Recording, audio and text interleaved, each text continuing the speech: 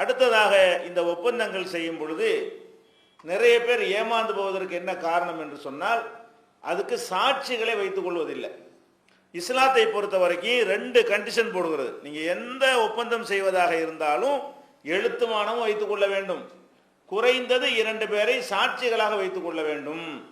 இந்த எழுத்துமானத்தை கூட மறுத்தரலாம் கோர்ட்ல, யாருடைய கையெழுத்தையும் யாரும் போட்டு விடலாம். அதுல எந்த ஒரு சோதனைக்கு அனுப்புனா கூட கண்டுபிடிக்கல, சும்மா சொல்லுவாங்க அதை சோதனைக்காக அனுப்பி இருக்கிறோம் என்று சொல்லி. இந்த ஃபோர்ஜரி கையெழுத்தை எல்லாம் கண்டுபிடிக்கவும் முடியாது. யார் மாதிரி ஒரு ஓவியன் இருக்கிறான், அவன் ஒரு ஆளை பார்த்துட்டு அதே மாதிரி வரைஞ்சிடறான், ஒரு கையெழுத்து எழுத முடியாதா? அதில் எவனா மாற்றான்னு சொன்னால் அதை ஃபோர்ஜரியை ஒழுங்காக செய்ய தெரியாமல் மாட்டிருப்பான். சரியான முறையில் அதே மாதிரி செய்யக்கூடியவனாக இருந்தால் நீங்கள் போடுற அதே கையெழுத்தவன் போடுறது பெரிய கஷ்டம் இருக்காது. அதுக்கு இப்போ ப்ராக்டிஸ் எடுத்துக்கொண்டானேயானால், அதுக்கு பயிற்சி எடுத்துக்கொண்டானேயானால், அப்படி சரியாக அந்த வரையக்கூடிய வரைகலையில் அவனுக்கு இயற்கையாகவே திறமை இருக்குமையானால் யாருடைய கையெழுத்தையும் யாரும் போட்டு விடலாம். அப்போ ஒப்பந்தம் மட்டும் பத்தாது. ஒப்பந்தத்தில் உங்கள் கையெழுத்தை போட்டு நான் விலைக்கு வாங்கிட்டேன்னு சொல்லி அவன் எழுதி வைத்து கொண்டானேயானால் உங்கள் சொத்து உங்களை விட்டு போயிடும். அதுக்கு தான் இஸ்லாம் என்ன பண்ணுதுன்னு கேட்டால், எழுத்துமானத்தோடு சாட்சிகளை வைத்துக் கொள்ளுங்கள். இன்றைக்கு உலகம் பூரா இந்த 2 சாட்சி இருக்குன்னு வச்சிருக்கான். போலீஸில் நீ கம்ப்ளைண்ட் கொடுத்தாலும் சரி, நீதிமன்றத்தில் வழக்கு தொடுத்தாலும் சரி, என்னை இவர் அடிச்சார்னு சொல்லி கொடுத்தா கேஸ் எடுக்க மாட்டான். என்னை அடித்தார், அப்போது இன்னன்னார் இருந்தார்னு 2 சாட்சியை போடணும். குறைஞ்சது 10 சாட்சியை போடலாம், 20 போடலாம். குறைஞ்சது 2 சாட்சிகளை குறிப்பிட்டா தான் ஒரு காவல் நிலையத்தில் கூட உங்களுடைய புகார் எடுக்கப்படும். கோர்ட்டில் கூட உங்களுடைய புகார் எடுப்பதற்கு சாட்சி அவசியமாக இருக்கிறது. இதை இஸ்லாம் தான் உலகத்துக்கு முதல்ல சாட்சி வேணுங்கிறது சொல்லுது. இஸ்லாத்திற்கு முன்னாடி உலக நாட்டில் எங்கேயுமே இப்படி ஒரு சட்டமே கிடையாது, சாட்சிகளை கொண்டு நிரூபிக்கிறது.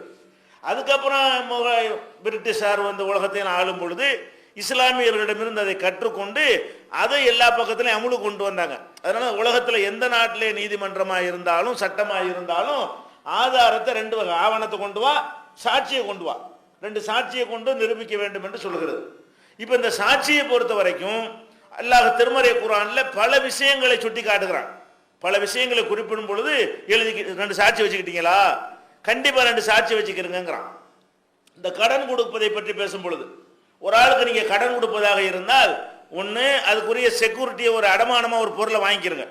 1 லட்ச ரூபா கடன் கொடுக்குறீங்களா, அந்த 1 லட்சம் ரூபாய் பெருமானம் உள்ள ஒரு நகையோ வேறு பெருமதியான ஒரு காரோ ஒரு வீடோ ஏதோ ஒன்றை பெருமதியாக பிடித்து வைத்துக் கொண்டு நீங்க உங்களுடைய கடனை கொடுங்க. அல்லது ஒப்பந்தம் எழுதிக்கிறங்க. அடமானம் இல்லாமல் நீ கடன் கொடுப்பதாக இருந்தால் அதை எப்போ தருவ, எவ்வளவு கடன், என்ன மாதிரி எல்லாம் எழுதி கொண்டுட்டு அதுக்கு சாட்சி வைங்க. அல்லாஹ் சொல்லி காட்டுகிறான். அந்த கடனை பற்றி பேசும் பொழுது வஸ்தஷஹிது அலைஹிம் ரஜுலைனி ஷஹீதைனி மின் ரிஜாலிக்கும், 2 ஆண்களை நீங்கள் சாட்சிகளாக வைத்துக் கொண்டுதான் கடன் பத்திரம் எழுதணும். இப்போ கடன் எழுதும் போது என்ன செய்யணும், 2 பேரை வைத்துக் கொண்டு இந்த அப்போ 1 இல்லை கொடுக்குறேன், நீ பார்த்துக்கிட்டியா ரூபாய் என்ன சாட்சின்னு அவனுக்கு எல்லாம் தெரியணும். சும்மா எழுதி வச்சுட்டு இந்த கையெழுத்து போட சொல்லிடக்கூடாது. சாட்சின்னா அதுக்குன்னு சில தகுதிகள் அதுக்கு அடுத்து பார்ப்போம். அப்போ 2 சாட்சிகளை வைத்து என்ன செய்யணும், அவங்களும் கையெழுத்து போட வேண்டும். அப்பதான் அது ஒரு நிறைவேறும். இஸ்லாமிய அடிப்படையில் கிளைம் பண்ணி வாங்க முடியும். ஃபோர்ஜரி கையெழுத்தா இருந்தா கூட சாட்சி கூட விசாரிச்சிடலாம். நான் தாங்க இருந்தேன், கொடுக்கும்போது பார்த்தேன், இவர் கையெழுத்து போட்டாரு, அந்த ரூபாயில நானே எண்ணி பார்த்தேன், இவர் கையினால வாங்கினாரு என்றெல்லாம் 2 சாட்சிகள் நிரூபிச்சுட்டாங்கன்னு சொன்னா கையெழுத்து ஃபோர்ஜரிங்கிற டாபிக் வராது. 2 சாட்சியத்தை கொண்டு நம்முடைய உரிமையை வென்றெடுத்து விட முடியும். அந்த அடிப்படையில் இந்த கடனை பற்றி பேசும்பொழுது இஸ்லாம் என்ன சொல்லுகிறது, அதுக்கு சாட்சி 2 சாட்சிகளை ஏற்படுத்தி கொள்ளுங்கள் அது சொல்லுகிறது. அதே மாதிரி அனாதைகளுடைய குழந்தைகள், அனாதை குழந்தைகள் இருப்பார்களே, ஆனால் அவங்க சொத்தை பராமரிக்கணும்ல, அதை அவங்களுக்கு சொந்தக்கார ஒரு ஆள் ஒரு பொறுப்பாளர் இருந்து பண்ணலாம். ஒருத்தர் இறந்துட்டாரு, அவருக்கு அனாதை பிள்ளை இருக்கிறது, அவருடைய பெரியப்பா சின்னப்பா இருப்பாங்க, அவங்க இந்த குழந்தையுடைய சொத்தை என்ன செய்வாங்க, நிர்வகித்து கொண்டு வருவார்கள். எவ்வளவு காலம் வரைக்கும் நிர்வகிக்கலாம், அந்த அனாதைகள் பருவ வயசு அடைகிற வரைக்கும். குழந்தைகள்கிட்ட பணத்தை கொடுக்க முடியாதுல்ல, ஏமாத்திட்டு போயிடுவாங்க. அப்ப இந்த சொத்துக்களை எல்லாம் அவனுடைய கார்டியனாக இருக்கக்கூடிய, அவனுடைய வழியாக பொறுப்பாளராக இருக்கக்கூடியவர் நிர்வகிக்க வேண்டும். இப்போ நிர்வகிக்கும் பொழுது அதுல இருந்து எதுவும் எடுத்துக்கொள்ளக்கூடாது. ஏழையாக இருப்பார்களே ஆனால் அதை பராமரிப்பதற்குன்னு ஒரு கூலி மாதிரி போட்டு தனக்கு எடுத்துக்கொள்ளலாம். அல்லாஹ் வசதி தந்திருப்பானே ஆனால் அனாதைகள் சொத்தை சேவை அடிப்படையில் பாதுகாக்கணும். அதை பாதுகாப்பதற்குன்னு எனக்கு ஒரு தொகை தரணும்னு இல்லாதவன் மட்டும் கேட்டு வாங்கி கொள்ளலாம். அதில் ஒரு தொகையை என்னுடைய பராமரிப்பு, என்னுடைய உழைப்புக்காக வேண்டி எனக்கு மாதம் 1000 ரூபா நான் எடுத்துக்கிட்டேன், இந்த கணக்கு வழக்குகளை பராமரிப்பதற்காக எடுத்துக்கொள்ளலாம் இல்லாதவனாக இருந்தா. இது அல்லாஹ் குர்ஆன்ல என்ன செய்யறான், இதை நீங்க சாப்பிட்றாதீங்கன்னு சொல்லும் பொழுது ஃபக்கீராக இல்லாதவனாக இருந்தானே ஆனால் உழைப்புக்கு தக்கவாறு எடுத்துக்கொள்ளலாம் என்று அனுமதிக்கிறான். இதை சொல்லிட்டு அனாதைகள் பருவ வயசையும் அடைந்து விவரமாவும் இருக்கணும். பருவ வயசு அடைந்து ஒரு ஏமாளியா இருப்பான், ஒரு வெகுளியா இருப்பான், அந்த பணத்தை யாரும் அவன்கிட்ட ஏமாத்தி விடுவார்கள்ங்கிற அளவுல திறமை இல்லாதவனா இருப்பானே, ஆனால் அப்ப கொடுத்துடக்கூடாது. சரியான ஒரு தகுதி இருப்பதை நீங்கள் அறிந்தால் அவங்களுடைய பொருளை கூப்பிட்டு இருந்தாப்பா, இது வரைக்கும் நீ சின்ன பிள்ளையா இருந்த, உன் சொத்தை நான் பாதுகாத்தேன், இனிமேல் நீனே பாதுகாக்கிற தகுதி அடைந்து விட்டாய், உன்னுடைய சொத்தை பிடிச்சிக்க அப்படின்னு கொடுக்கணும். இதை பத்தி எல்லாம் பேசும்போது நீங்க வாடு கொடுத்துட்டு போயிடாதீங்க, அதுக்கு 2 சாட்சி வச்சுக்கிறீங்க. நல்லா அதான் அந்த அனாதைகளுடைய பொருளை மேனேஜ்மெண்ட் பண்ணக்கூடிய ஒரு ஆளு அந்த ஒப்பந்தத்தை முடிக்கிறார்ல, ஒப்பந்தம் செய்யும் போதும் சாட்சி வேணும், செஞ்சபடி முடிச்சுட்டு எல்லாங்கிற சாட்சி வேணுமா இல்லையா? நான் கொடுத்துட்டேன் வாங்க. நம்ம கடனுக்கு சில ஆளுக்கு என்ன செய்யறாங்கன்னு கேட்டா, கடன் வாங்கும்போது எழுதி கொடுத்துருவாங்க, கடனை திருப்பி கொடுத்துட்டு பேப்பர் வாங்கணும் வாங்குறது இல்லை. அவன்கிட்ட இன்னும் கடனாளியா இருப்பாங்க, கடனை திருப்பி கொடுத்துருவாங்க, ரிக்கார்டு படி என்னவா இருப்பாங்க, கடனாளியா இருப்பாங்க. அந்த பேப்பர் அவன்கிட்ட இருக்கு, எங்கடா ரூபா தந்துட்டேன் இல்லை, இந்த பேப்பர் என்கிட்ட இருக்கு. அப்ப என்ன செய்யணும், திருப்பி வாங்கணும். நம்ம ஒரு ஒப்பந்தத்தை எழுதி கொடுத்தோம் என்று சொன்னால் அதில் மாட்டிக்கொள்ளக்கூடிய வேலை இருக்கக்கூடாது. அந்த மாதிரி தான் அதுக்கும் சாட்சியை வைங்க. ஒய்தா தஃபாத்தும் இலைஹிம் அம்வாலகும், அவங்களுடைய பொருள்களை நீங்கள் அவங்கள்ட்ட ஒப்படைக்கும் பொழுது, அனாதைகள்கிட்ட அவங்க பொருளை பருவ வயசு அடைந்த பிறகு ஒப்படைப்பீங்கல்ல, அப்படி ஒப்படைத்திருப்பீங்களே ஆனால் ஃபஅஷ்ஹிது அலைஹிம், அவர்கள் மீது 2 ஷஹீதைன் 2 சாட்சிகளை நீங்கள் ஏற்பாடு செய்து கொள்ளுங்கள். 2 சாட்சியை கூப்பிட்டு வச்சு, இந்த பாரு இவருடைய பொருளை, இந்த அனாதை புள்ள இவருடைய சொத்துந்தாருக்கு இவ்வளவு ரூபா, இவ்வளவு நான் பராமரிச்சுட்டு வந்தேன், இதுக்கு பிறகு அவர் பெரிய ஆள் ஆகிட்டாரு, இந்த மொத்தத்தையும் ஒப்படைக்கிற நீ பாத்துக்க என்று 2 சாட்சிகளை வைத்து அவங்க முன்னிலையில விளக்கப்படுத்தி அவங்கள்ட்ட அதுக்குரிய அதிலே கையெழுத்து வாங்கி கொண்டு அதுக்கு பிறகு என்ன செய்யணும், அந்த பொருளை ஒப்படைச்சோம் என்று சொன்னால் நாளைக்கு அனாதை சொத்தை மோசடி பண்ணிட்டாங்கிற குற்றச்சாட்டு வராது. இல்லைன்னா அந்த அனாதை என்ன செய்யுமா, வெளியே போயிட்டு வேற மாதிரிலாம் சொல்லுவான், நிறைய இருந்துச்சுங்க ஏமாத்தி போயிட்டாருங்க, பாதி தாங்க கொடுத்தாரு அப்படியுமா. நாளைக்கு ஒரு விவரம் தெரிஞ்ச பிறகு சாட்சிகள் முன்னிலையில வைத்து ஆதாரங்களோடு எல்லாத்தையும் காட்டி, இல்லைங்க என்னென்னலாம் கொடுத்தாரு, பையன் தப்பா சொல்றான் அப்படின்னு சொல்லி நம்மளை பாதுகாத்துக் கொள்வதாக இருந்தால் அதுக்கு எது உதவும், இந்த சாட்சி உதவும் அப்படின்னு அல்ல அதை பத்தி சாட்சிங்கிறான். அந்த கொடுக்கல் வாங்கல திருப்பி கொடுக்கிற பணத்துக்கு கூட என்ன செய்யுங்க, சாட்சி ஏற்படுத்தி கொள்ளுங்கள். இதை நம்ம பேணுறதே கிடையாது. எந்த சாட்சியும் இல்லாம நம்ம வாட்டுக்கு என்ன செய்யறோம், ஒப்பந்தங்களை நிறைவேற்றி கொண்டிருக்கிறோம். அது போக என்ன செய்யணும், வசியத்து இருக்குல்ல, வசியத்துனா ஒரு மரண வேலையில் ஒருத்தர் இருக்கிறார், அவர் என்ன செய்யலாம், என்னுடைய சொத்தை இந்த மாதிரி பங்கிடணும் வசியத்து செய்யலாம். எவ்வளவு செய்யலாம், 1/3 தான் செய்யலாம். ஒரு 1 லட்ச ரூபா வச்சிருந்தாருன்னு சொன்னா 33,000 ரூபாய்க்கு வசியத்து பண்ணலாம். அது இருக்கிற மொத்த சொத்தில் 2/3 பங்கு வசியத்து செய்யவே முடியாது, அது வாரிசுக்கு போயிடும். அவர் இறந்து போயிட்டாருன்னு சொன்னா இவர் சொல்லாமலேயே மகனுக்கு மகளுக்கு போய்விடும். இவர் விரும்பினாரையானால் மொத்த இருப்பில் 1/3 ஒரு பகுதி 30 ரூபாய்க்கு ஒரு 10 ரூபா, 3 லட்சம் ரூபாய்க்கு 1 லட்ச ரூபாய் எழுதலாம். அப்ப மொத்த தொகையில் இவருடைய சொத்து எவ்வளவோ அந்த பெருமதியில 1/3 பங்கை வாரிசு இல்லாத சொந்தக்காரங்க இல்லாத யாருக்கும் கொடுக்கலாம். எனக்கு 10 லட்ச ரூபா வச்சிருக்கிறேன், இதுல ஒரு 3ல் 1 பங்கை பள்ளியாசலுக்கு கொடுத்துருங்க, இந்த மாதிரி ஜமாத்து கொடுத்துருங்க, இந்த மாதிரி பணிகளுக்கு கொடுத்துருங்க, இந்த மாதிரி அனாதை பிள்ளைகளுக்கு சோறு வாங்கி போடுங்க, அதை ட்ரெஸ் எடுத்து கொடுங்க அப்படின்லாம் வசியத்து செய்வதாக இருந்தால் மொத்த சொத்தையும் வசியத்து பண்ணிட்டு பிள்ளைகளை சந்தில விட்டு போயிடக்கூடாது. அப்ப சொத்துக்களை வசியத்து செய்வதற்கு உரிமை இருக்கிறது. வசியத்துனா என் மரணத்திற்கு பிறகு பயன்படுத்திக் கொள்ளுங்கள் என்று சொல்றதுக்கு பேர் வசியத்து. இதுக்கு அல்லாஹ் என்ன சொல்றான்னு கேட்டா, நீங்க வசியத்து செய்யறதா இருந்தா 2 சாட்சியை வச்சு செய்யுங்க. ஒரு பையனை கூப்பிட்டு, இந்தா உனக்கு 1 லட்ச ரூபாய் கொடுத்துட்டேன், எனக்கு மௌத்துக்கு பிறகு எடுத்துக்கன்னா நாளைக்கு கொடுப்பாங்களா? அவன் வந்துட்டு சொல்றான், உங்க தாப்பனார் மௌத்தாருக்கு முன்னாடி என்கிட்ட சொன்னாரு, இந்த மாதிரி 1 லட்ச ரூபாய் சொத்துல இருந்து தருவாங்கன்னு சொன்னார், அதெல்லாம் கொடுத்துக்க மாட்டாங்க வாரிசு. அப்ப என்ன பண்ணனே, நம்ம ஒரு வயசான காலத்தை அடைஞ்சிட்டோம், மரணம் நெருங்கி விட்டது தெரிகிறது, நம்ம யாருக்காவது கொடுக்க நினைக்கிறோம், வாரிசுக்கு அதுவா போய் சேர்ந்துடும், சட்டப்படி போயிடும். அல்லாஹ்வுடைய வழங்கி தந்த வாரிசு உரிமை சட்ட பிரகாரம் வாரிசுக்கு மகனுக்கு மகளுக்கு பொண்டாட்டி பிள்ளைக்கு தாய் தந்தைக்கெல்லாம் கிடைச்சி போயிடும். அது இல்லாம யாருக்காவது நம்ம கொடுக்க நினைப்போம். நமக்கு ரொம்ப நன்கினவராக இருப்பாரு, உழைச்சவராக இருப்பாரு, கஷ்டமான நேரத்தில் உதவி செஞ்சவராக இருப்பாரு, சொந்த பந்தம் எதுவுமே இருக்காது, அவருக்கு நமக்கு மத்தியில் எந்த விதமான இரத்த சம்பந்தம் இருக்காது, ஆனால் நம்ம கொடுக்க விரும்புவோம். அப்படி கொடுப்பதாக இருந்தால் அவரையும் வைத்துக்கொண்டு 2 சாட்சியை கொண்டு வரணும். கொண்டு வந்து இந்தாப்பா கொடுக்குறேன், இந்த 2 சாட்சி, நாளை பின்ன ஏதாவது மறுத்தாங்கன்னா நீ அந்த 2 வாங்கி கொடுக்கணும், நீ தான் அதுக்கு பொறுப்பாளி என்று சொல்லி அதுக்கு 2 சாட்சியை வைத்துக் கொள்ளுங்கள் அப்படின்னு அல்லாஹ் என்ன செய்யறான், வசியத்து செய்வதா ஹலர அகதக்கும் மௌத் இந்தல் வசியத்து இஸ்னானி, வசியத்து செய்யக்கூடிய நேரத்திலையும் நீங்கள் 2 சாட்சிகளை வைத்துக் கொள்ளுங்கள் அப்படின்னு நல்லா சொல்றான். இதெல்லாம் நம்ம பேண்டது கிடையாது. சாட்சிகள் இல்லாமலே நிறைய காரியங்களை செய்துதான் யாராவது ஒரு சாரார் ஏமாந்து போயிடுறாங்க. சாட்சிகள் வைத்து செஞ்சால் யாரும் ஏமாற மாட்டாங்க. சாட்சி இல்லாம செஞ்சிட்டோம்னு சொன்னா யார் வேணாலும் ஏமாந்து, இவன் ஏமாறலாம் அவன் ஏமாறலாம், யாரோ ஒரு ஆள் ஏமாந்து போவதற்கு என்ன இருக்கிறதுல வழி இருக்கிறது. அடுத்ததாக அல்லாஹ் சொல்லும்போது தலாக் இருக்கு இல்லையா, இன்னைக்கு ஒரு நாட்டில் யாருமே இஸ்லாத்தில் இருக்கிறோங்கிறாங்க, இஸ்லாமிய ஜமாத்துகளுங்கிறாங்க, தலாக்குக்கு சாட்சி வேணுங்க. அது கல்யாணத்துக்கு மட்டும் சாட்சி, கல்யாணத்துக்கு சாட்சின்னு குர்ஆன்ல அது சொல்லப்படவே இல்லை. ஆனால் எல்லாத்துக்கும் சாட்சி வேணுங்கிற அடிப்படையில் அதுக்கு வேணும், அப்படிதான் எடுத்துக்கொள்ளணுமே தவிர கல்யாணத்துக்கு 2 சாட்சி வைத்துக் கொள்ளுங்கள் என்று நேரடியாக எந்த ஒரு உத்தரவும் குர்ஆன்ல ஹதீஸ்லயும் கிடையாது. ஆனா கல்யாணத்தை கட் பண்றதுக்கு சாட்சி வேணும் இஸ்லாத்தில் இருக்குது. கல்யாணத்தை தலாக் பண்றதா இருந்தால் ஒரு கணவன் மனைவி வேணாம்னு சொல்றதா இருந்தா அவர் பாட்டுக்கு போஸ்ட் கார்டு எழுதி வச்சுவாரு, உன்னை தலாக் பண்ணிட்டேன், இதை ஏத்துக்கிறானோ ஜமாத்துகள், இஸ்லாமிய ஜமாத்துன்னு சொல்லக்கூடிய ஏத்துக்கொள்கிற காட்சியை பார்க்கிறோம். போன்ல தலாக் சொல்லிட்டாரு, அதை ஏத்துக்கொண்டு அது தலாக் என்று அங்கீகரிக்கிற ஒரு காட்சியை பார்க்கிறோம். இஸ்லாத்தில் அப்படி கிடையாது. தலாக்குன்னே ஒரு சூறா இருக்கிறது குர்ஆன்ல. அதுல முதல் 1வது வசனத்தில் 2வது வசனத்தில் எடுத்துக்கிட்டீங்கன்னா அதுக்கு 2 சாட்சி வைத்துக் கொள்ளுங்க எல்லாம் சொல்றான். விவாகரத்து பண்றதா இருந்தா மனைவி வைத்துக் கொண்டு இவர் இருந்து கொண்டு 2 சாட்சியை கூப்பிட்டு இந்த மாதிரி நான் விவாகரத்து பண்றேன்னு சொல்லணும். எதுக்கு இந்த சாட்சி எல்லாம் வைக்கிறான்? அந்த சாட்சி எல்லாத்தையும் கவனிப்பாரு. என்ன கவனிப்பாரு? ஏன்டா விவாகரத்து பண்றிய, எங்களை சாட்சி ஆக்குறிய, அதுக்கு முந்தி செய்ய வேண்டிய ஒழுங்கா செஞ்சியா, முதல்ல கூப்பிட்டு பேசணுமா இல்லையா, வேற மாதிரி எல்லா விதமான முயற்சி பண்ணி பாத்தியா, அந்த குறைகளை சரி பண்ணி பாத்தியா, 2 குடும்பத்தாரில் 2 நடுவரை போட்டு பேசணும் இருக்கிறத அதெல்லாம் ஒழுங்கா ப்ராப்பரா செஞ்சியா, இதெல்லாம் யாரு கேட்பா? சாட்சியா இருக்கிறவர் கேட்பாரு. ஏன்டா அவசரப்படுற, இன்னும் கொஞ்சம் யோசிச்சு பாடுறா, சரி பண்ணிடலாம். அதெல்லாம் அதுக்காக வேண்டி எல்லாம் என்ன பண்றான்? 2 சாட்சியை வைத்துக் கொள்ளுங்கள்.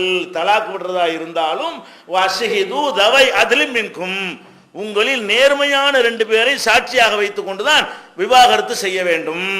அப்ப இதுல நம்ம என்ன வழங்குது? வெளிநாட்டில் இருந்துகிட்டு விவாகரத்து பண்ணா செல்லாது. ஏன்? சாட்சி கிடையாது. அவர் பக்கத்தில் 2 பேர் வைத்துக் கொண்டால் அதுக்கு பேர் சாட்சி இல்ல. சாட்சின்னா யார தலாக்கு சொல்றாரோ அங்க இருந்து சொல்லணும், அப்பதான் சாட்சி ஆகும். அவருக்கு எதுக்கு சாட்சியா இருக்காரு? போன்ல பேசினாருங்கிறது சாட்சி ஆகிறத விட இந்த மனைவி வீட்டு தான் பேசினாரா, பேசும்போது பின்னாடி துப்பாக்கி பேசி மிரட்டினாங்களா, அப்படி காட்டலாமா? லைவ்லயே நீங்க காட்டினா கூட அது பொய்யா போயிடும். மிரட்டி கூட என்ன செய்யலாம்? துப்பாக்கி வைத்துக் கொண்டு டாய் முன்னாடி தலாக்கு சொல்றான்னு ஒருத்தர் சொல்லியிருப்பான். இவன் கேமராவில் வராம நின்றுப்பாங்க. கேமராவில் இவனை மட்டும் காட்டி பின்னாடி முதுகு பின்னாடி துப்பாக்கி வைத்துக்கிட்டு உன் முன்னாடி இப்போ தலாக்கு சொல்லு, டிவி ஸ்கிரீன்ல பார்ப்போம், என் மனைவி தலாக்கு சொல்லிட்டேன்னு பார்ப்போம். அது நெசமா இருக்குமா? அப்ப தலாக்குன்னு என்ன இருக்கு? அவன் சுதந்திரமா சொல்றானா, மிரட்டல்ல சொல்றானா, உண்மையா சொல்றானா, வேற நெருக்கடிக்கு சொல்றானா இருக்கா இல்லையா? அதனால இந்த மாதிரியான தூரத்தில் இருந்து கொண்டு சொல்வதெல்லாம் செல்லாது. விவாகரத்துன்னு சொன்னா முறைப்படி சம்பந்தப்பட்ட மனைவியின் முன்னாடி இருந்து 2 சாட்சிகளை கூப்பிட்டு வைத்துக் கொண்டு அதை பேசி என்ன செய்யணும்? விவாகரத்து செய்யணும். அப்பதான் தலாக்கு செல்லும். இதை பெரும்பாலான ஜமாத்துல அல்லாஹ்வுடைய தெளிவான கட்டளை. குர்ஆன்ல தெளிவா தலாக்குங்கிற ஒரு சூறாவில் அல்லாஹ் என்ன சொல்றான்டா, வாஷிது தவை அதிலும் மின்கும், 2 நேர்மையான சாட்சிகளை கட்டாயம் வைத்துக் கொள்ளுங்கள் என்று. இதா தல்லக்துமு நிசா, நீங்கள் பெண்களை நீங்கள் தலாக் விடுவதாக இருந்தால் 2 சாட்சி வைத்துக் கொள்ளுங்கள் அல்லாஹ் தெளிவா கட்டளை இடுறான. இதை இன்னைக்கு பேணக்கூடிய காட்சி இல்லை, பேணவே மாட்டேங்கிறாங்க. நிறைய பெண்கள் இதனால பாதிக்கப்படுறாங்க. அவசரப்பட்டு சொல்லிட்டு தெரியாம சொல்லிட்டேன், அவசரப்பட்டு சொல்லிட்டேன்றான். சாட்சி வைக்கிறதா இருந்தேன்னு சொல்ல போன அந்த தலாக்கு மேட்டரை பொறுத்த வரைக்கும் ஒரு திடீர் தற்கொலை மாதிரி தான். அது திடீர் கோவத்தில் பாதி தலாக்கு நடக்கிறது. அந்த நேரத்தில் வார்த்தை என்ன சொல்லுன்னு சொல்லாம என்ன செய்யணும்? வேகத்தில் கோவத்தில் போன்ல பேசிக்கிட்டு இருக்கும் போது 2 பேருக்கும் வார்த்தை தடிச்சு போச்சுன்னு சொன்னா உடனே கோவத்துல தலாக்கு சொல்லிடுறான். 2 சாட்சி வச்சுக்கன்னு சொன்னா அவனை தேடி பிடிக்கிறதுக்குள்ள நிதானம் ஆயிடுவான். சாட்சியெல்லாம் கூட்டு வர்றதுக்குள்ள என்ன செய்வான்? அவசரப்பட்டமே, இல்லப்பா போயிட்டு வா, டீ குடிச்சிட்டு போப்பான்னு மேற்ற மாறிக்கணும். அப்ப இந்த மாதிரி அவசரத்துல கோபத்துல செய்யக்கூடிய இந்த மாதிரி முடிவுகள் எல்லாம் கூட அதை தவிர்ப்பதற்கு எது உதவுது? சாட்சி உதவுறது. அதுவும் ரிக்கார்டோடு இருக்கணும். திருமணத்துக்கு மட்டும் ரிக்கார்டை பதிவு செய்யக்கூடியவர்கள் விவாகரத்துக்கு இது பண்றாங்களா? பெண்களை பாதிக்கக்கூடிய வகையில் இந்த கொடுமை தலாக்கு அவன் பாட்டு சொல்லிட்டு போயிடலாங்கிற அளவு கேலி பண்றான். மற்ற சமுதாயம் எல்லாம் போன்ல தலாக்கு சொல்லிட்டாங்க, இதெல்லாம் ஒரு மார்க்கமானு கேட்கிற அளவுக்கு ஆகிவிட்டாங்க. இவங்களா மார்க்கம் அப்படி சொல்லவே இல்லை. மார்க்கம் ரொம்ப தெளிவாக இருக்கிறது. அப்ப நம்ம எந்த ஒரு கொடுக்கல் வாங்கல ஏற்படுத்தினாலும், கொடுக்கல் வாங்கல கேன்சல் பண்ணாலும், தலாக்கெல்லாம் கேன்சல் தானே. எத்தீமுடைய பொருளை திருப்பி கொடுக்கிறது கேன்சல். கையில எத்தீம்களுடைய பொருளை வைத்துக் கொள்வது ஒப்பந்தத்தின் மூலம் எடுத்துக்கொள்றோம். நாளைக்கு திருப்பி கொடுத்தா கேன்சல் பண்ணிடுறோம். இந்தப்ப இதோட உனக்கு எனக்கு சம்பந்தம் இல்லை. அப்ப ஒப்பந்தம் செய்யறதுக்கு சாட்சி வேணும், ஒப்பந்தத்தை நிறைவேற்றி முடித்ததுக்கு முடிச்சிட்டேன், சொன்னபடி எல்லாம் செஞ்சாச்சு, உனக்கு எனக்கு எந்த உறவும் இல்லை. இந்த மாதிரி தான் எல்லா விதமான கொடுக்கல் வாங்கல் இருக்கணும். ஒப்பந்தங்கள் செய்யறதா இருந்தா இந்த மாதிரியான ப்ராப்பரா செய்யுங்க என்று அல்லாஹ் வழிகாட்டுகிறான். இது நம்ம பேண்டது இல்லை. இதுல வந்து 2 சாட்சி, குறைஞ்சது 2 சாட்சி. ஒரே ஒரு விஷயத்துக்கு தான் மார்க்கத்தில் 4 சாட்சி வேணும். ஒரே ஒரு, மற்ற எல்லாமே 2 சாட்சியை கொண்டு குற்றத்தை சொல்வதா இருந்தாலும் சரி, வேற எதுவாக இருந்தாலும் சரி, 2 பேர் கரெக்டா இருந்தாங்கன்னா முடிஞ்சு போச்சு கதை. பெண்கள் மீது இந்த பாலியல் புகார் சொல்றான்ல, அவதூறு, அவங்க கற்பு சம்பந்தமா, அதை சொல்றதா இருந்தா 4 பேர் சொல்லணும். இந்த பெண்ணு தப்பான வேலையில் ஈடுபட்டதை என் கண்ணால பார்த்தேன் அப்படின்னு சொல்லி ஒருவர் சொன்னாலும் அது பொய் தான் மார்க்கத்தில். 2 பேர் சொன்னாலும் அது பொய் தான். 3 பேர் சொன்னாலும் பொய் தான். கண்ணால பார்த்து சொன்னாலும் பொய் தான் இஸ்லாத்தில். அது அல்லாட்ட வேண்டாம் பொய்யனா இல்லாம இருக்கலாம். இஸ்லாமிய அரசாங்கத்தில் மனிதனுக்கு அல்லாஹ் கொடுத்த சட்ட பிரகாரம் அவனை வந்து 80 கசைகள் அடிக்கணும். ஒரு பெண் மீது வந்து அவதூறா வந்து என்ன செய்யறான், ஒருத்தன் 3 பேர் சொல்றாங்க, நாங்க இந்த பெண் இந்த மாதிரி தவறான செயலில் ஈடுபட்டதை பார்த்தோம். 3 பேரையும் இஸ்லாத்தில் என்ன பண்ணனே, உடனே பிடிச்சி என்னடா 4 பேர் பார்க்கல, இல்லடா 4 பேர் பார்க்காட்டி ஏன் வந்து சொல்ற, 4 பேர் பார்த்தா தான் சொல்ல வேண்டும். ஒரு ஆள் பார்த்து 2 ஆள் பார்த்து 3 ஆள் பார்த்து சொன்னீங்க என்று சொன்னா அதுக்கு தண்டனை என்ன? உள்ளதீன எருமூனல் முஹ்சனாத்தி, யார் வந்து ஒழுக்கமுள்ள பெண்கள் மீது பழி சுமத்தி சும்மலம் யாத்தூபி அர்பாத்தி சுஹதா, 4 சாட்சிகளையும் கொண்டு வரவில்லையோ ஃபஜ்லிதூஹும் சமானின ஜல்தா, 80 கசையடி மக்கள் மத்தியில் வச்சு 80 சவுக்கடி கொடுங்க. அப்ப அந்த மாதிரி அதுக்கு மட்டும் 4 சாட்சி வேணும். ஏன்னா ஒரு பெண்ணுடைய கற்பின் மீது இல்லாத சொல்லி விட்டான்னு சொன்னா அவன் வாழ்க்கை வீணா போயிருமே, எதிர்காலம் நாசமா போயிருமே. பெண்களை செக்யூர் பண்ணுவதற்காக அல்லாஹ் என்ன பண்றான், அவங்களை பாதுகாப்பதற்காக வேண்டி இந்த மாதிரி 4 சாட்சி வேணும். 3 சாட்சி இருந்தா கூட நீங்க கண்ணால பார்த்தா கூட சொல்லக்கூடாது. இஸ்லாத்துல ஒரு பெண்ணை வந்து தவறான நடத்தையில் ஈடுபடும் அந்த பெண்ணுக்கு நீங்க அறிவுரை சொல்லலாம், போதனை செய்யலாம், நடக்கூடாது. அந்த மாதிரி விஷயங்கள் கூடும். மக்கள்கிட்ட பரப்பி அவதூறு மாதிரி கொண்டு போனீங்க என்று சொன்னா உண்மையாக இருந்தால் கூட இஸ்லாத்துல அவன் பொய்யன், உலகத்தில் அவன் பொய்யன் தான். பொய்யன் மாத்திரம் இல்லை, இப்படி 1 ஆள் 2 ஆள் 3 பேர் வந்து பொய்யா சொல்லி அதை வந்து 4 பேரை கொண்டு வரலன்னு பொய் தானே. 4 பேர் கொண்டு வராம சொன்னாங்கன்னு சொன்னா இவங்களுக்கு 80 சவுக்கடியும் அடிக்கணுமா. ஒலா தக்பலூலஹும் ஷஹாதத்தன் அபதா, ஒரு காலத்திலையும் இவங்களுடைய சாட்சியத்தை ஏத்துக்கிறாதீங்க. ஒரு பெண் மீது வந்து அவதூறாக சொல்லிவிட்டு, இஸ்லாத்தில் அவதூறுனா என்ன, 4 இல்லாட்டி அவதூறு தான். ஒரு ஆள் வந்து சொல்லி, 2 ஆள் வந்து சொல்லி, 3 ஆள் வந்து சொல்லி அதுக்கு மேல யாருமே இல்லை என்று சொன்னால் இவங்களுக்கு இஸ்லாத்துல என்ன பேரு, 80 சவுக்கடியும் கொடுக்கணும். காலத்துக்கு இவர்களை எதுக்கும் சாட்சியா போடக்கூடாது. கல்யாணத்துக்கோ கொடுக்கல் வாங்கலுக்கோ வேற எதுக்கும் கிராஸ்ல தட்டி விட்டுருவாங்க. கோர்ட்டுக்கு போனா இவன் வந்து அவதூறு வழக்கு, அவதூறுல அடிபட்டவன் 80 கசடி வாங்கினவன் சொல்லிவிட்டாலேயே சாட்சி வந்து தள்ளுபடி ஆயிரும். அப்ப இவர்களை சாட்சியா பயன்படுத்தவே கூடாது. இவனுக்கு இந்த மாதிரி பேக்ரவுண்ட் இருக்குதா, இந்த பெண்கள் மீது பழி சொல்லி தண்டிக்கப்பட்டிருக்கிறானா அப்படின்றலாம் பார்த்து தான் ஏத்துக்கணும் எல்லாம் சொல்லி காட்டுறான். அப்ப இந்த பெண்கள் சம்பந்தமாக புகார் சொல்லும் போது மாத்திரம் 4 சாட்சிகளை வைத்து சொல்ல வேண்டும். அதுக்கு கீழே சொல்வார்களே ஆனால் அவர்களை வேற எதுக்கும் நீங்கள் சாட்சிகளாக ஏற்றுக்கொண்டு, நம்ம சவுக்கடிலாம் அடிக்க முடியாது. நம்ம காலத்தில் சவுக்கடிலாம் அடிக்க முடியுமா, சட்டம் இல்லை. ஆனால் அவர்கள் இந்த மாதிரி பரப்புரை தெரிந்தால் அவங்களை சாட்சியாக யூஸ் பண்ணக்கூடாது, 2வது செய்ய முடியும். அல்ல 2 கண்டிஷன் போடுறான். சக்தி இருந்தால் தான் எதையுமே செய்யணும். லாய் கொல்லிஃபுல்லாஹு நஃப்ஸன் இல்லா உஸாஹா, எந்த ஆத்மாவையும் சக்திக்கு மீறி எல்லாம் நிர்பந்திப்பது இல்லை. இப்போ நமக்கு சக்தி இருக்கா, நம்ம சவுக்கடி கொடுத்தா விடுவானா, நம்மளே கூட்டிட்டு போய் சவுக்கடி கொடுத்துருவான். அப்போ நம்மள்ட்ட ஆட்சி அதிகாரம் இல்லாத காரணத்தினால இந்த சவுக்கடி கொடுக்குற விஷயத்தை விட்டு விட்டு அவங்களுடைய சாட்சியத்தை ஏற்றுக்கொள்ளக்கூடாதுங்கிறத கவனத்தில் கொண்டு ஜமாத்துகளை இவங்கெல்லாம் எடுத்துக்க கூடாது. இவங்க இந்த மாதிரி போய் சொன்னவன் 3 பேரும் சொன்னாங்க, 2 பேரும் போய் பெண்கள் மீது பழி சொன்னவங்க என்று தள்ளுபடி செய்து விட வேண்டும். அப்ப இப்படி சாட்சியத்தை பற்றி அல்லாஹ் என்ன செய்யறான், பல இடங்கள்ல சொல்லி காட்டுறான். இந்த சாட்சிகளுக்கு சில தகுதிகளும் இருக்கிறது. சாட்சி சும்மா யாராவது சாட்சி, நம்ம எப்படி கல்யாணத்துல சாட்சிக்கு போடுவாங்க, எப்படி போடுவாங்க, நாளைக்கு சாவ போவான்ல அவனை கொண்டு சாட்சியா போடுறது. சாட்சி எதுக்கு சாட்சி போடுறோம், இந்த கல்யாணத்துல விவகாரம் வந்தா அவன் வந்து நாளைக்கு சொல்லணும். இன்னைக்கு கல்யாணம் ஓரளவுக்கு மனசனுடைய ஹயாத் அல்லா கையில் இருக்கிறது. இருந்தாலும் ஒரு நமக்கே தெரிகிறது இவர் இன்னும் 2 வருஷம் கூட இருக்க மாட்டாரு, இவன் நம்ம இந்த சராசரி வயசு இவ்வளவுதான், அவர் 85 வயசு. பரக்கத்துக்கு சாட்சி, சாட்சி என்னத்துக்கு ஆச்சுன்னா பரக்கத்துக்காக சாட்சி போடுறாங்க. கோர்ட்டுக்கு போது வருவாரா, இந்த 85 வயசு கிழவனை கொண்டு சாட்சியா போட்டீங்கன்னா நாளை கோர்ட்ல கூப்பிட்டு அவன் சொல்லுவாரா, அவர் வர ஏழுமா இருந்தா கூட.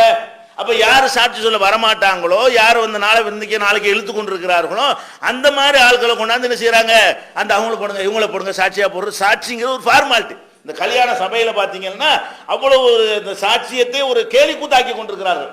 சாட்சினா இதானா, அப்படி சில இளைஞர்களை போடுறோம் வைங்க, அதுக்கும் சருத்து இருக்கிறது. என்ன சருத்து, அவனுக்கு பத்திரத்தில் கையெழுத்து போடுறான். இதா சாட்சி? சாட்சின்ற அனைத்தும் அவனுக்கு தெரியணும். எதுக்குலாம் அவன் சாட்சி? இஸ்லாமிய முறைப்படி இந்த கல்யாணம் நடந்துச்சுங்க அவன் சாட்சி சொல்றான். அந்த பெண்ணு சம்மதித்தார்கள் என்பதை பார்த்தானா அது அவன் முன்னாடி சொல்லப்பட்டிருக்கணும். யாரோ போய் சம்மதம் கேட்டு வருவாங்க, இவர் நான் தான் சாட்சின்னு கையெழுத்து போடுறான். உனக்கு என்னடா தெரியும்? கட்டாயப்படுத்தி கல்யாணம் பண்ணிருக்கலாம்ல. அந்த பெண்ணு சம்மதிச்சு உனக்கு தெரியுமா?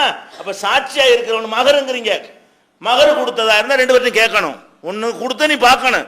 இல்லைன்னு சொன்னா இந்தாங்க மகர் தந்தாரா, நீ கொடுத்துட்டீங்களா, ரெண்டு பேரை வச்சு கேட்டு அதை உறுதிப்படுத்திக்கிறணும். அப்பதான் சாட்சி. அப்ப இதுல நீ பொய்யா நீங்க சாட்சி போறேன்னு அர்த்தம். சாட்சியாக இருக்கக்கூடியவர்கள் எதையும் விசாரிக்கிறது கிடையாது, என்ன விவரம்னு தெரியறது கிடையாது. எங்கன போடணும்? இன்னும் சாதாரண நமக்கு என்ன அவன் எப்படி நினைக்கிறான்? நமக்கு நஷ்டம் நினைக்கிறான். ஒரு கையெழுத்துல நஷ்டம் நினைக்கிறான். ஒரு குடும்பத்தாருடைய வாழ்க்கை நாசமா போயிடும் இவன் ஒழுங்கா கவனிக்கவில்லை என்று சொன்னால். ஒரு குடும்பத்தினுடைய எதிர்காலம் வீணா போய்விடும். இப்ப கொடுக்கல் வாங்கல் என்ன மேட்டரா இருந்தாலும் சரி, என்னங்க நீ வாங்கின எனக்கு தெரியாதுங்க, 1 லட்ச ரூபா கொடுத்துருக்கேன் பேப்பருக்கு கையெழுத்து போட சொன்னா நீங்க என்ன செய்யணும்? எங்க கொடுத்திய? நான் பார்க்கலையே, நீ வாங்கினியாப்பா அப்படி நல்லா கேட்டு உறுதிப்படுத்தி கொண்டு அப்பதான் சாட்சியா போட வேண்டும். அப்ப சாட்சிண்டா என்னவா இருக்கணும்னா மன நிறைவு தரணும். மிம்மன் தர்லவுன மின சுகதா. அல்லாஹ் குர்ஆன்ல சொல்லி காட்டுகிறான், நீங்கள் மன நிறைவு அடையும் வகையில் உள்ள 2 சாட்சிகள். இவனும் மன நிறைவு அடையணும், அவனும் மன நிறைவு அடையணும் என்கிற வகையில அந்த மாதிரி தெளிவுபடுத்தப்பட்ட நிலையில் அந்த சாட்சிகள் இருக்க வேண்டும். அது உள்ள அவளும் தெரியணும்னு அர்த்தம். என்ன அர்த்தம்? அது அந்த திருமணம்னா திருமணம் சம்பந்தத்தில் என்னென்ன ஷரத்து இருக்கிறதோ அதெல்லாம் தெரியும், மகர் கொடுத்து தெரியும், சம்மதம் பண்ண தெரியும், கல்யாணம் நடந்து தெரியும், நான் அதுக்கு சாட்சி அப்படின்னு சொல்லக்கூடியவராக அந்த சாட்சியங்களை போட வேண்டும். இப்போ நம்ம ஏமாற மாட்டோம். அல்லாஹ் சொல்ற இந்த விதிமுறைகளை மீறி கட்டுப்பட்டு நடந்தோமே ஆனால் யாருக்கும் யாரையும் ஏமாத்துற டாபிக்கே வராது. அந்த அடிப்படையில் அவங்கள சாட்சியுடைய கடமை இருக்குது. அதே மாதிரி தப்பானதுக்கு சாட்சியா போயிடக்கூடாது. நல்லா தெரியும் இது ஃப்ராடு, இது ஏமாத்துதான் தெரியும். அவனை கட்டா பஞ்சாயத்து பண்ணி மிரட்டி ஒரு ஒப்பந்தம் மாதிரி வாங்கி நீங்க 2 சாட்சியா இருக்கீங்கன்னா போட்டுறக்கூடாது. ஏன்? இது மார்க்கத்தில் இல்லாத ஒரு மேட்டர். நீங்க செஞ்ச மெத்தட தப்பா இருக்க, இதுல எப்படி நான் சாட்சியா இருப்பேன் அப்படின்னு சாட்சியா உள்ளவர்கள் மறுத்துட்டாலே நிறைய ஒப்பந்தங்கள் ஃப்ராடான ஒப்பந்தங்கள் நடக்காது. சாட்சியை வச்சுதான் செய்யணும். சாட்சியா இருக்கிற பொதுமக்கள் தெளிவா இருந்தோம்னு சொன்னா யாருடைய அநியாயமும் ஒப்பந்தம் ஆயிராது. நான் ஒத்துக்கிற முடியாதுப்பா அப்படின்னு சொல்லணும். நபிகள் நாயகம் ஸல்லல்லாஹு அலைஹி வஸல்லம் சின்ன ஒரு அநியாயம், நமக்கு இந்த அநியாயம் கூட தெரியாது, ஆனா ஒரு சின்ன ஒரு அநியாயத்துக்கு ரசூலுல்லாஹ் சாட்சியாக்குறாங்க. எப்படி? பஷீர் என்று ஒரு சஹாபி இருக்கிறார். அவருடைய மகன் நோமான். அப்ப நோமானுங்கிறவரை கூட்டிட்டு வர்றாரு. பஷீருங்கிறவர் தன்னுடைய மகன் நோமானை அழைத்து கொண்டு ரசூல் ஸல்லல்லாஹு அலைஹி வஸல்லம் சொல்றாரு. என்ன சொல்றாரு? அல்லாஹ்வுடைய தூதரே, எனக்கு ஒரு சொத்து இருக்கிறது, ஒரு வீடு இருக்கிறது. இந்த சொத்தை என்னுடைய இந்த மகனுக்கு நான் கொடுக்க போறேன், அதுக்கு நீங்க ஒரு சாட்சியா இருங்க அப்படின்னு கேட்கிறார். நான் இந்த மகனுக்கு கொடுக்குற நான் முடிவு பண்ணிட்டேன், நீங்க அதுக்கு நீங்க தான் சாட்சி அப்படிங்கிறார்.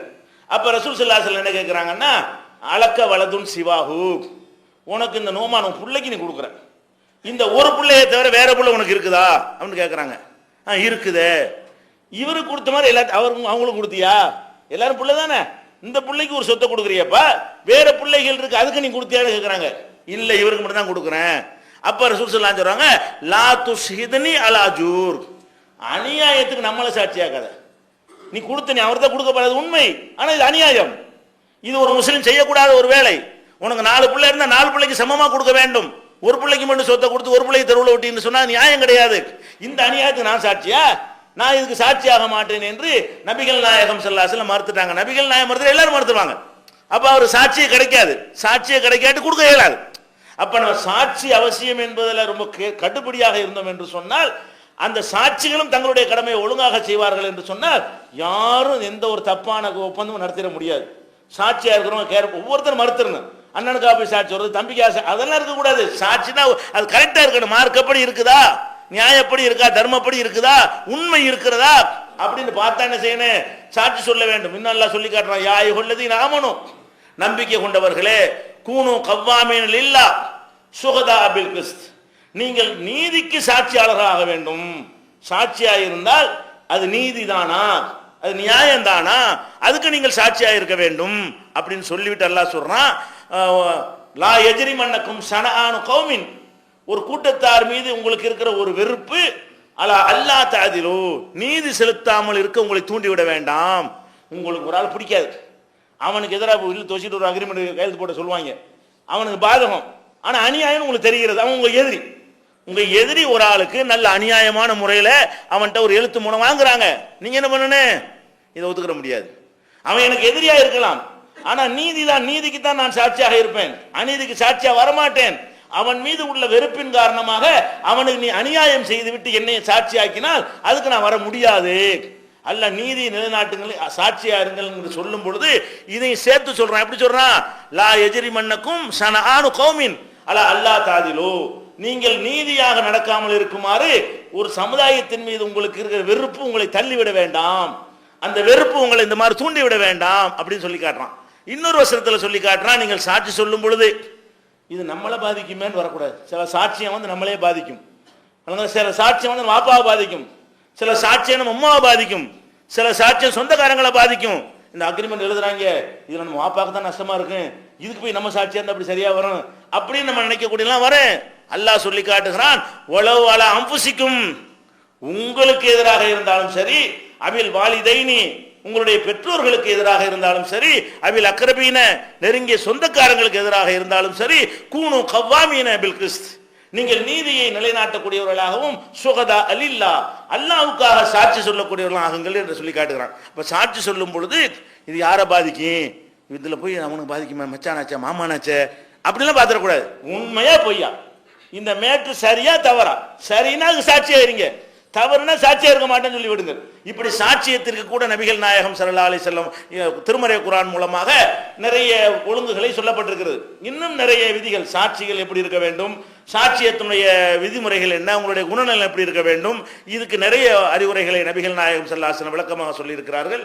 அதை இன்ஷா அல்லாஹ் அடுத்தடுத்த வாரம் பார்க்கலாம்.